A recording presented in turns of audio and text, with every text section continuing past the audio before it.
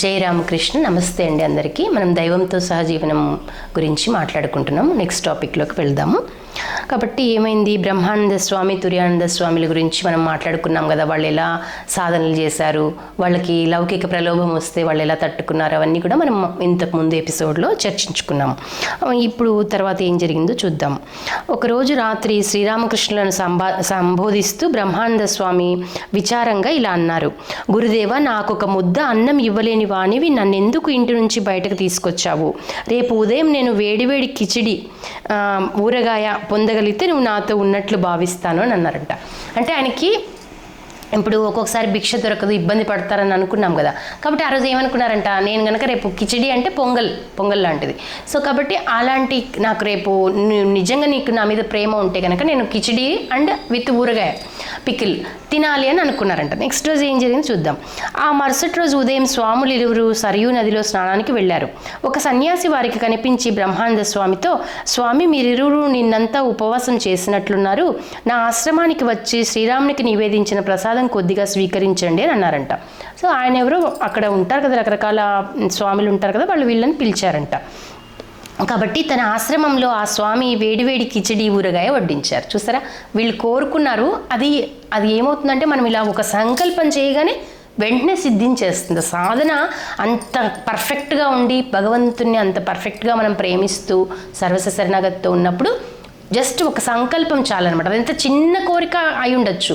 వీళ్ళు కోరుకునేవన్నీ కూడా లోక కళ్యాణం కోసమే కోరుకుంటారు కదా. ఇలాంటి స్వాములందరూ కూడా ఒక్కొక్కసారి వాళ్ళ కోసం ఏమైనా చిన్న కోరుకున్నావు వెంటనే ఫలించేస్తుంటాయి అనమాట. కాబట్టి తన ఆశ్రమంలో ఆ స్వామి వేడివేడి కిచిడి ఊరగాయ వడ్డించారు. వారు ఆ పదార్థాలను ఆనందంగా భుజించారు. అప్పుడు ఆ స్వామి ఇలా అన్నారు: నేను ధన్యుడను. గత 24 సంవత్సరాలుగా శ్రీరామచంద్ర ప్రభువు స్వరం వినాలని, సుందర రూపం దర్శించాలని నేను ఇచ్చట సాధనలు చేస్తున్నాను. ఈ రోజుకి నా ప్రభువు నన్ను అనుగ్రహించారు. ఈ మాట అంటుంటే ఆ స్వామి కనుల నుండి ఆనంద బాష్పాలు జాలువారసాగాయి. అంటే ఆయన ఏమనుకున్నాడు, శ్రీరామచంద్రమూర్తే వచ్చి తిన్నట్టుగా ఆయన హ్యాపీగా ఫీల్ అయ్యారనమాట. బ్రహ్మానంద స్వామి ప్రార్థనపై ఆయన ఆ విషయం వివరించారు.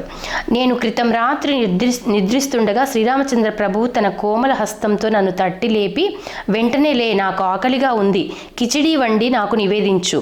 రేపు ఉదయం సరయూ నది తీరాన ఇరువురు భక్తులు స్నానం చేయటం చూడగలవు.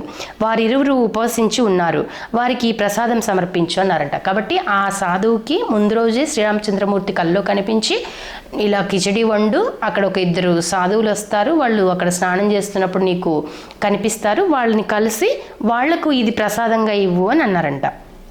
వారికి ఈ ప్రసాదం సమర్పించు అన్నారు. మీ అనుగ్రహం వల్లనే నాకు రామచంద్ర ప్రభు దర్శనం కలిగింది అని అన్నారంట. అందుకే కదా, సో వాళ్ళు అక్కడ వస్తున్నారు కాబట్టి రామచంద్ర ప్రభు నాకు కనిపించాడు, 24 సంవత్సరాల నుంచి నేను సాధనలు చేస్తుంటే అని ఆయన చాలా హ్యాపీగా ఫీల్ అయ్యారనమాట. తన ఆశ్రమానికి తిరిగి వచ్చేటప్పుడు బ్రహ్మానంద స్వామి తుర్యానంద స్వామికి ఈ సంఘటన వెనుక గల మర్మాన్ని తెలియపరిచారు. సో కాబట్టి ఇట్లా ఉంటాయి సాధు పురుషులు, ఒక్కొక్కరితో ఎలా కనెక్ట్ అవ్వాలి అనేది భగవంతుడు కనెక్ట్ చేస్తూ ఉంటాడనమాట. కాబట్టి ఇంకేమంటున్నారంటే నెక్స్ట్, బ్రహ్మానంద స్వామి తీవ్ర సాధనలు చేయటానికి కలకత్తా వదిలి వెళ్ళగానే ఆయన భార్య విశ్వేశ్వరి తన బిడ్డ సత్యానందుని జాగరూకతతో పెంచుతూ సన్యాసిని వలె జీవించసాగింది. మనం అనుకున్నాం కదా, బ్రహ్మానంద స్వామికి ఆల్రెడీ పెళ్ళి అయ్యింది, బిడ్డ ఉన్నారు, అయినప్పటికీ ఆయన సాధనలు చేస్తున్నారు. ఆవిడ కూడా తీవ్ర సాధనలు చేసేదంట. అంటే తర్వాత ఏమైందంట, ఆయన కుమారుడు చనిపోయాడు, భార్య కూడా కోల్పోతాడు.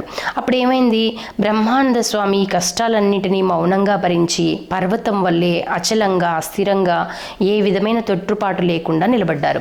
కాబట్టి వీళ్ళకి మనం అనుకున్నాం కదా, పెద్ద పెద్ద వాళ్ళకి కష్టాలు రావా ఏంటి అంటే, చాలా పెద్ద కష్టాలు వస్తాయి. ఇంకా నువ్వు పెద్ద సాధకురాలు అయ్యే కొద్దీ ఇంకెక్కువ కష్టాలు వస్తాయి.